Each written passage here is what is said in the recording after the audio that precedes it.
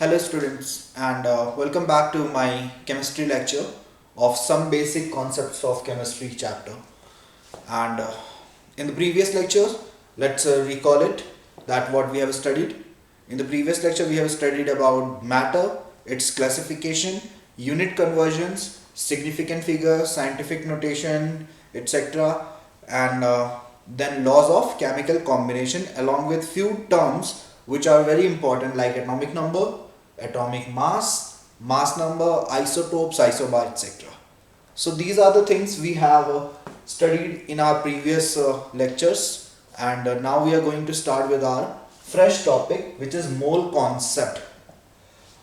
It is fresh because I need you to be fresh for this topic, to accept this topic, to absorb all the knowledge, all the concept very clearly. You have to be very fresh and enthusiast. So let's start with this mole concept. What we know about mole till now, let's think of this thing first, that mole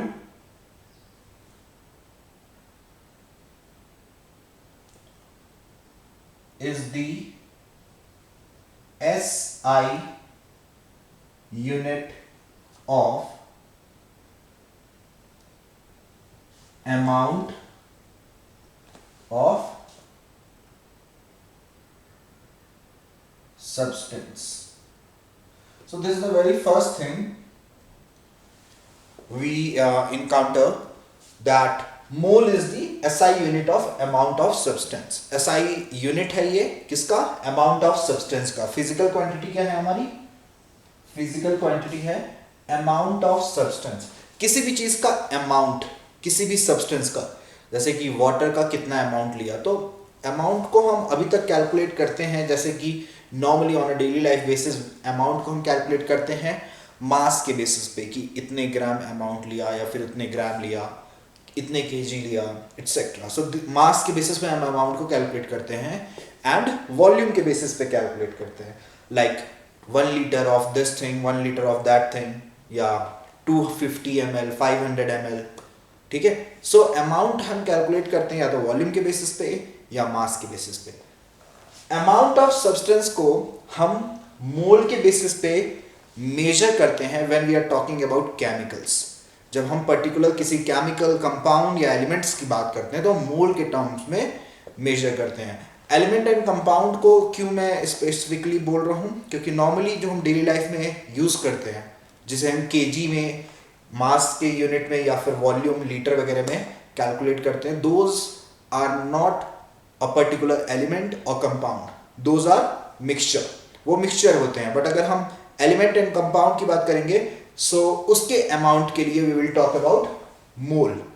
मोल की बातें करेंगे हम, क्योंकि मोल हमें और भी ज्यादा deep knowledge देता है, कॉन्सेप्ट देता है about the element, about the compound, how many atoms are present, how many molecules are present, and what is the weight, what is the volume, everything. Number of atom, number of molecules, weight कितना है, volume कितना है, अगर वो gas है तो everything, ये सब knowledge हमें मिलती है सिर्फ मोल से. So we can also say for a particular substance it is universal. Mole is universal. So let's talk about mole more deeply. अभी तक हमें बस यही पता है. और हम मोल के बारे में क्या लिख सकते हैं, यहां पे मैं इसको इस तरीके से दिखा देता हूं. पहले तो ये हमें पता था. अब मैं आपको बताऊंगा कि 1 मोल क्या क्या हो सकता है. 1 mole of any substance, let's say any element या compound.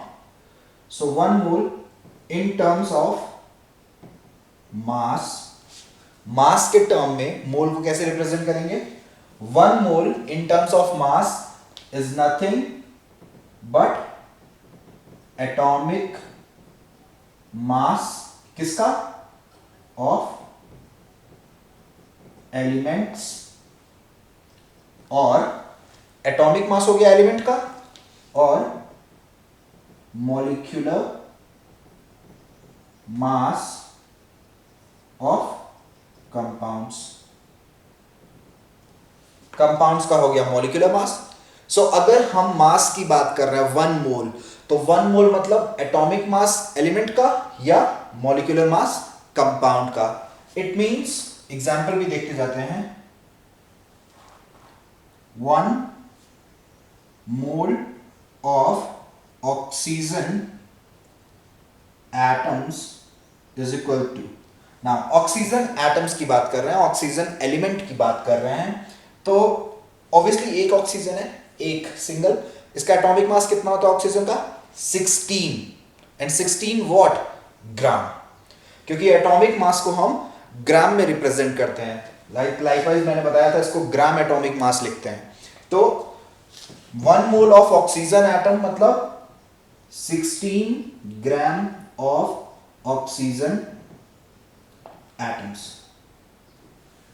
1 mole of oxygen atoms मतलब 16 gram of oxygen atom. Similarly 1 mole of O2, अब O2 हो गया तो ये एटम रहा नहीं, ये क्या हो गया अब molecule. 1 mole of O2 oxygen molecule कितना होगा 32 gram of oxygen molecules. So 1 mole of oxygen atoms, atoms की बात करेंगे, अगर ऑक्सीजन एटम को हम ले रहे हैं 1 मोल तो वो 16 ग्राम होगा, और अगर ऑक्सीजन मॉलिक्यूल की बात कर रहे हैं तो 32 ग्राम होगा। 32 gram is the molecular weight क्योंकि ये मॉलिक्यूल का है, 16 gram is the atomic weight क्योंकि वो एटम्स के बारे में बात कर रहे हैं। Similarly 1 mole of H2O molecules, hydrogen oxide, dihydrogen oxide या वाटर, इसके मॉलिक्यूल्स का 1 मोल कितना होगा H2 and O 2 plus 16, H2 का 2 एंड O का 16, total 18 gram. So 18 gram of H2O water molecules.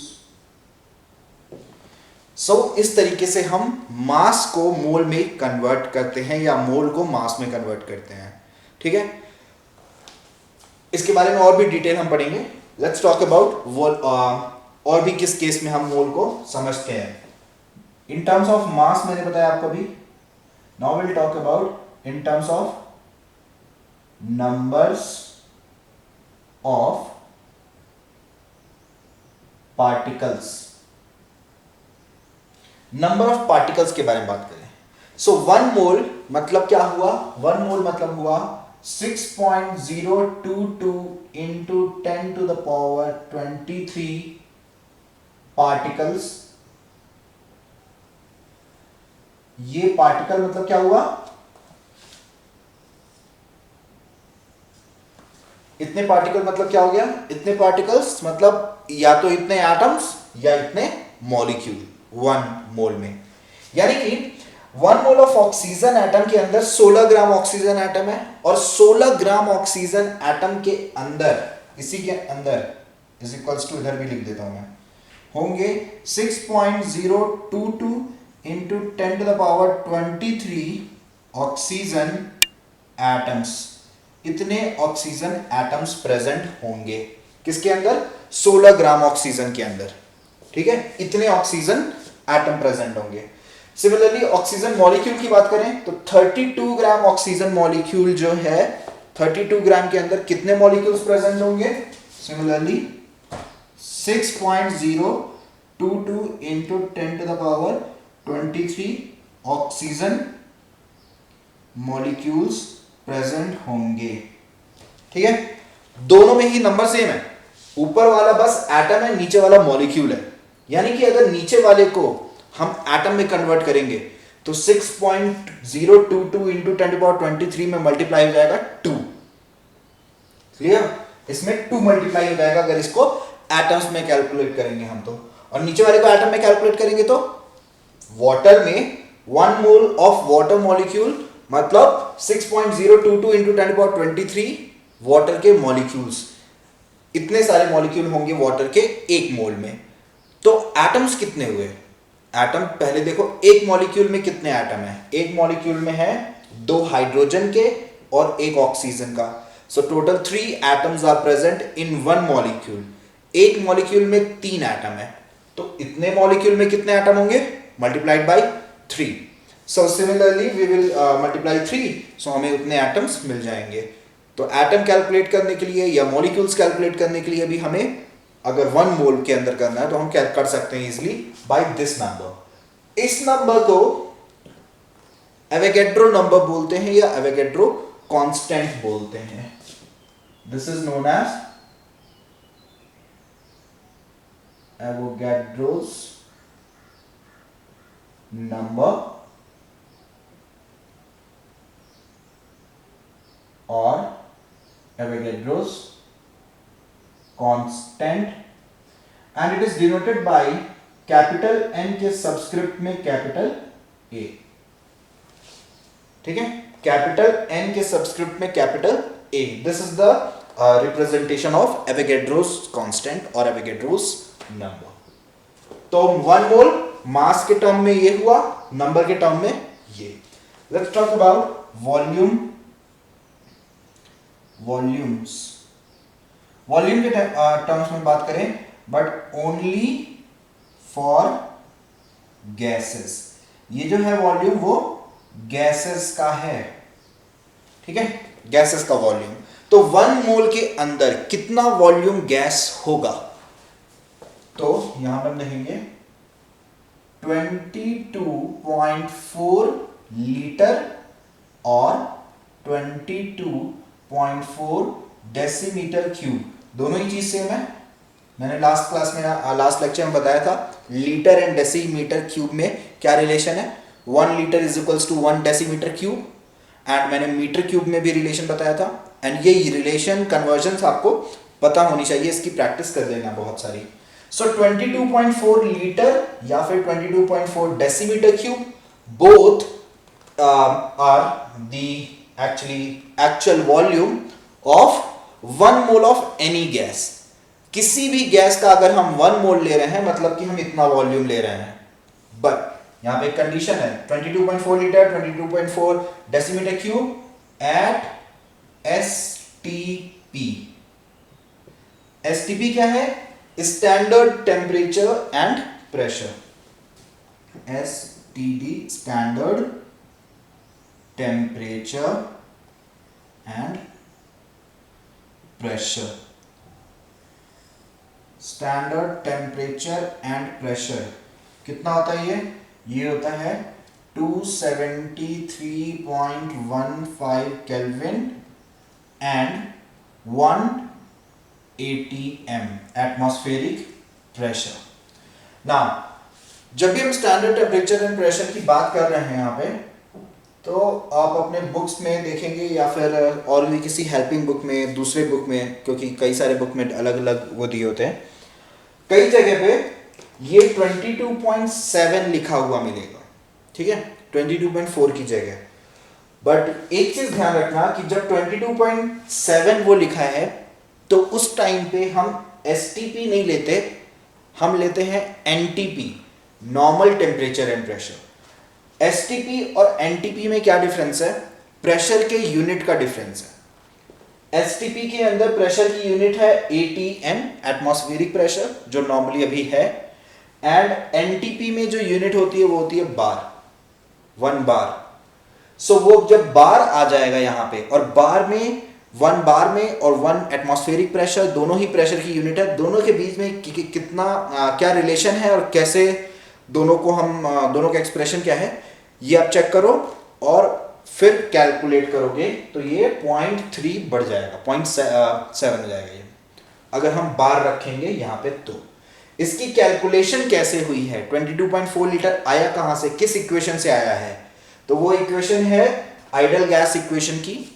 Gas को आइडियल बिहेवियर उसका मान के PV is equals to nRT एक इक्वेशन होता है जिसमें pressure volume is equals to n number of moles, R एक तरह का कांस्टेंट है and T is the temperature. तो R is a constant, temperature को हम रख देंगे अपना 273 and like this is the formula PV is equals to nRT. so यहाँ पे प्रेशर अगर हमने रख दिया 1 atm, वॉल्यूम रख दिया और वॉल्यूम हमें निकालना है, वॉल्यूम हमें पता करना है, और नंबर ऑफ मोल्स हमने रख दिया 1 क्योंकि 1 मोल की बात कर रहे हैं। R हमारा R की एक वैल्यू होती है 0.082 यूनिट होती है, वो आप देख लेना क्या है, एंड टेम्परेचर हमने रख दिया 273.15 केल्विन। तो इस तरह से हम कैलकुलेट करेंगे, वॉल्यूम आ जाएगा हमारा 22.4 litre. So that's it. So ये हमारा हो जाएगा वॉल्यूम। सो वॉल्यूम 22.4 लीटर और decimetre cube, number 6.022 into 10^23 and mass, atomic mass या मॉलिक्यूलर मास। एग्जाम्पल हम इसके अभी और भी देख रहे हैं। ये मोल के ब्रांचेस हैं एंड मोल का डिवीजन है कि मोल को हम किस किस तरीके से यूज करेंगे। नाउ एग्जाम्पल एंड क्वेश्चन देखते हैं, इसको आप अच्छे से नोट डाउन कर लेना अपने नोट्स के कॉपी में। एक एक चीज इंपॉर्टेंट है, जो मैं बोल रहा हूं और जो लिख रहा हूं वो तो मोस्ट इंपॉर्टेंट है, और जो मैं बोल रहा हूं वो भी। तो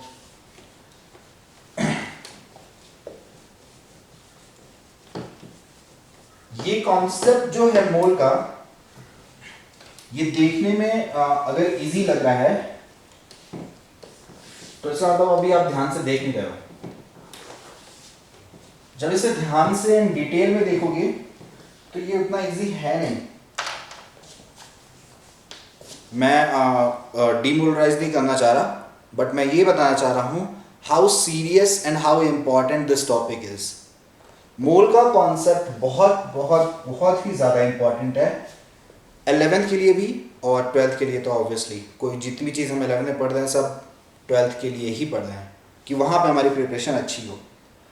सो अब मैं आपको क्वेश्चन बताता हूँ और एग्जाम्पल के साथ में करता हूँ। जैसे कि how many grams of water is present, how many grams of water is present की जगह पे लिख देते हैं weighs, how many grams of water weighs equals to 5.5 moles. Now question ये पूछ रहा है कि अगर वाटर का हमने 5.5 मोल्स लिया, यहां पे वाटर जो है वो लिक्विड, सॉलिड और गैस किसी भी स्टेट में हो, हम बस उसके अमाउंट की बात कर रहे हैं। सो ये जरूरी नहीं है कि उसका फिजिकल स्टेट क्या है, आइस के फॉर्म में हो या वाटर वेपर के फॉर्म में हो या वाटर लिक्विड के फॉर्म में हो, इट डजंट मैटर हियर। सो क्योंकि तीनों में ही उसका मॉलिक्यूलर मास कितना है 18 ग्राम। so, अब देखेंगे हम यहां पे इसका सॉल्यूशन देखते हैं। 1 मोल ऑफ H2O वाटर में हमने देखा था 18 ग्राम H2O है, क्योंकि 18 ग्राम इसका मॉलिक्यूलर मास है, तो 1 मोल में 18 ग्राम होगा। ठीक है, यानी कि इसमें अगर हम देखेंगे 5.5 मोल्स ऑफ वाटर, तो ये हो जाएगा 5.5 into 18 gram water and 5.5 into 18 ग्राम, इसको हम कैलकुलेट कर लेंगे कितना है ये 04909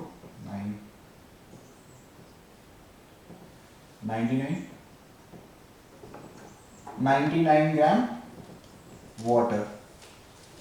So 5.5 moles of water means 99 gram of water is present in this much amount of water.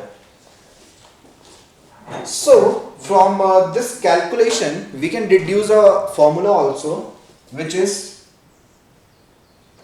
number of moles is equals to given weight upon molar mass.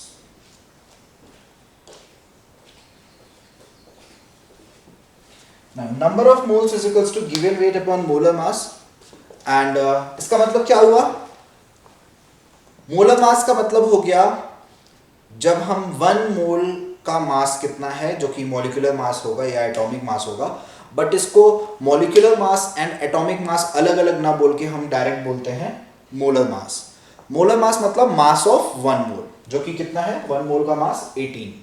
तो अगर हमने ये मोलर मास विच इज सबका molecular mass, या अगर atom है तो उसका एटॉमिक मास, तो molar mass and given weight हमें निकालना है।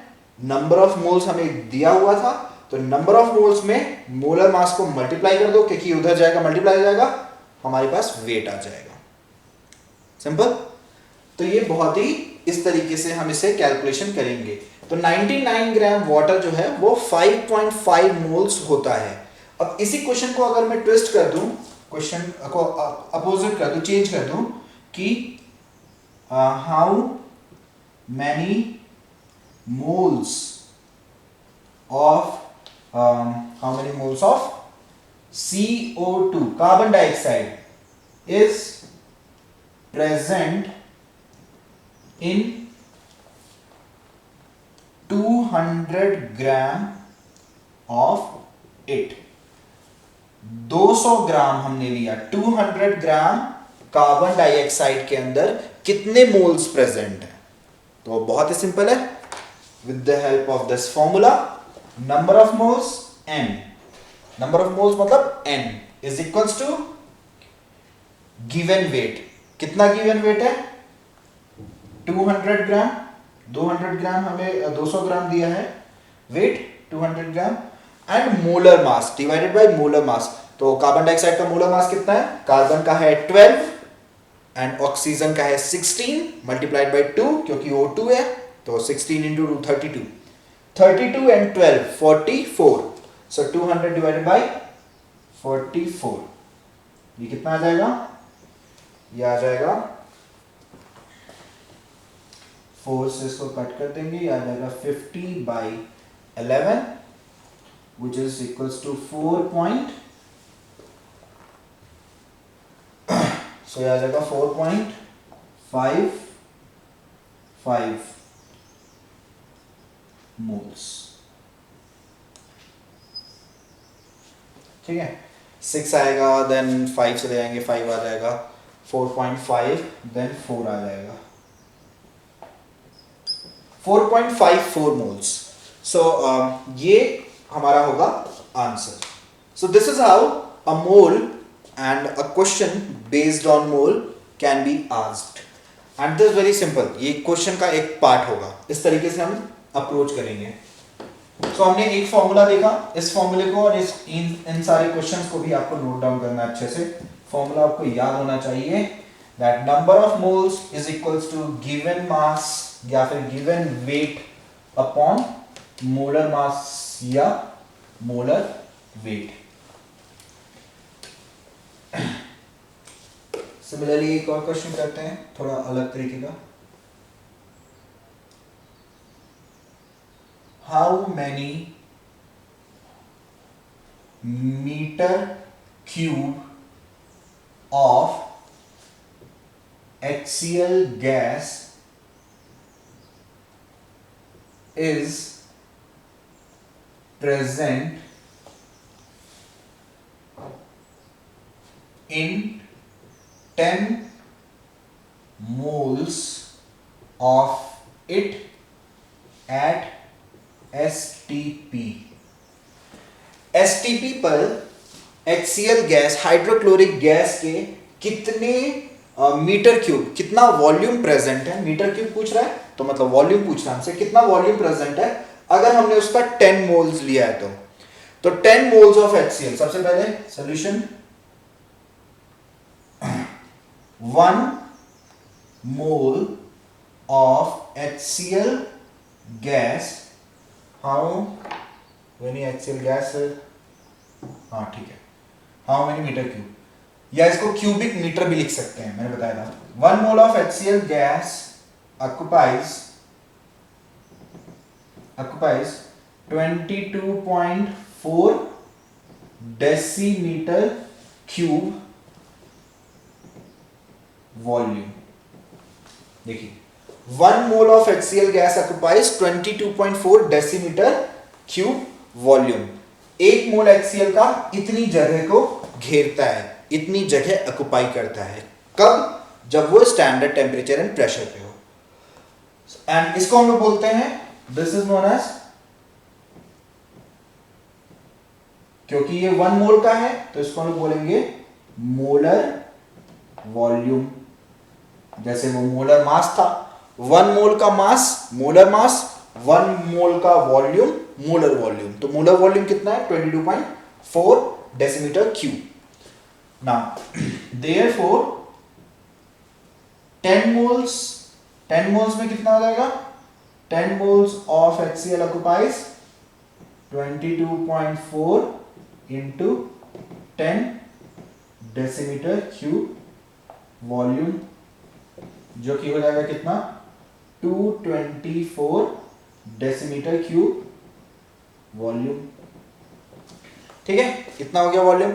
बट हमें वॉल्यूम तो मिल गया, बट हमसे पूछा है वॉल्यूम किसमें? मीटर क्यूब में।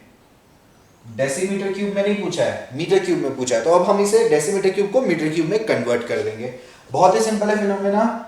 डेसी मतलब 10 टू द पावर -1 और क्यूब है यानी कि 10 टू द पावर -3। सो यहां पे हम देखो इसको, इसी चीज को कैसे लिखेंगे? 224 dm क्यूब। ये है dm होल क्यूब, डेसी का भी क्यूब है और मीटर का भी क्यूब है। सो ये हो जाएगा 224। डेसी की जगह पे हम लिख देंगे 10 टू द पावर -1 क्योंकि जो उसकी वैल्यू है डेसी की, और इसका क्यूब क्योंकि क्यूब है, और बचेगा क्या? Metre cube. हो गया आंसर। तो ये आ जाएगा 224 into 10 to the power -3 metre cube. -3 metre cube आ गया।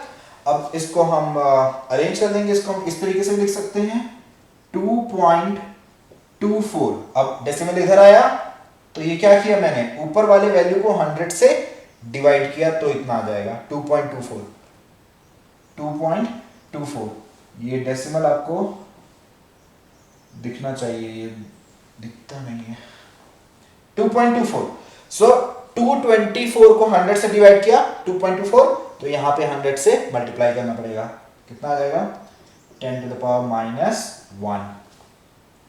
2.24 इधर आया, 10 to the power -1, right? 10 to the power -1 ही होगा।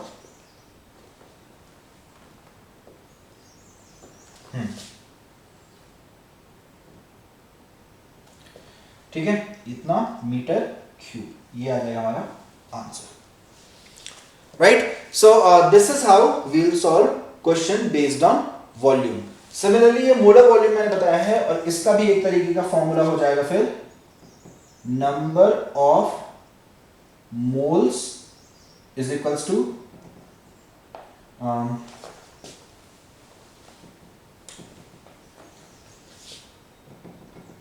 given volume upon molar volume. Number of moles is equals to given volume upon molar volume, and similarly number of moles is also equals to given weight upon molar weight. So both formulas are applicable in these cases.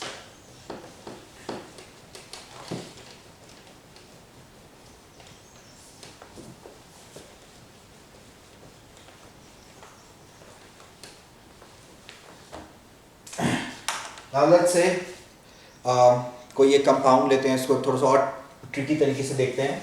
जैसे कि बड़े compound की बात करते हैं, H2SO4। Okay,